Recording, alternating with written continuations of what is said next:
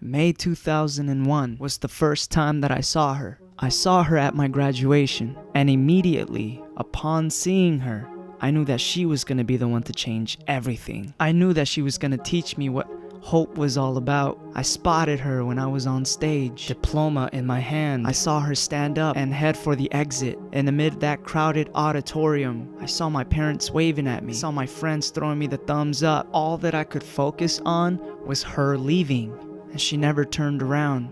I was 17, going on 18, and in my young, naive mind, I thought I had it all figured out. I was graduating from high school, a couple of college situations in which I was on the fence about. It was an exciting time. But then I got the bad news. All this work and blood and sweat and tears, all that high school awkwardness, all those extracurricular activities, all of that went to hell when I got that letter in the mail asking me for proper documentation. I didn't know what to show him. I didn't have anything to show him. I knew I wasn't born in the United States, but I thought my paperwork was straight. I was graduating from high school with my whole life ahead of me. But this transition into college life got put on hold. Life went on. I watched all of my friends move on. I stayed behind. I got a job, started bussing tables, and I saved up some money. AB 540 had just passed in California, so by the time fall semester started that year, I was able to afford being a full-time student. I led a triple life. During the day, I was a student, an undocumented student at that, and at night, I was a service sector slave. And in between my classes and my night shifts, and after my night shifts, that's when my work got completed.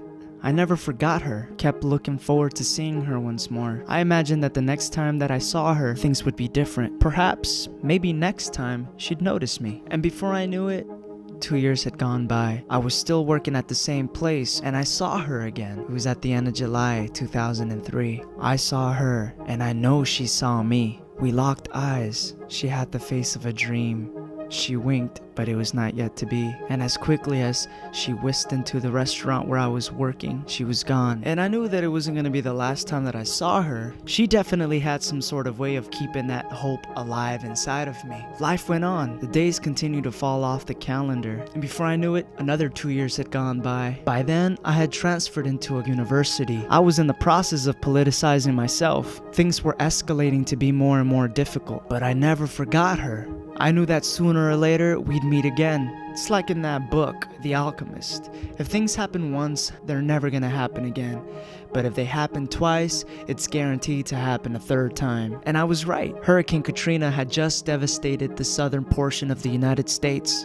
And I saw her again right before Thanksgiving. I felt like I had nothing to be thankful for. But there she was. Time had been great to her. She seemed more refined, more open and willing to connect. And I had a feeling that she knew what I wanted. It wasn't love, it was hope. She was a movement to herself, undefined and uncategorized. She was there to make a statement, and she wasn't there for herself.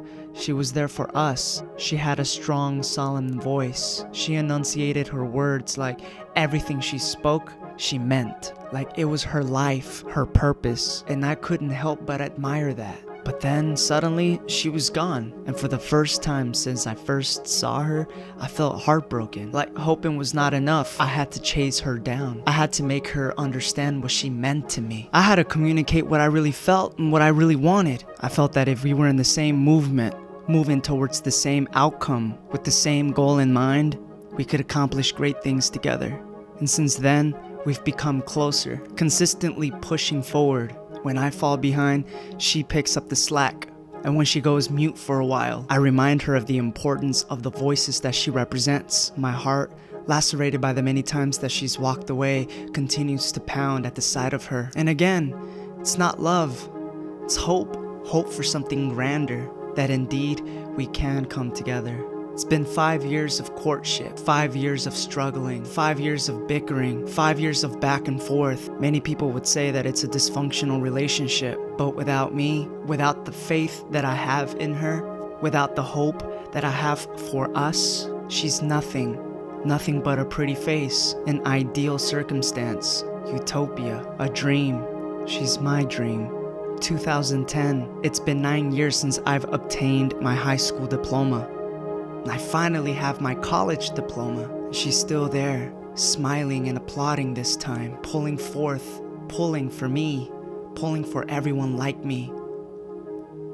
Please don't break my heart again.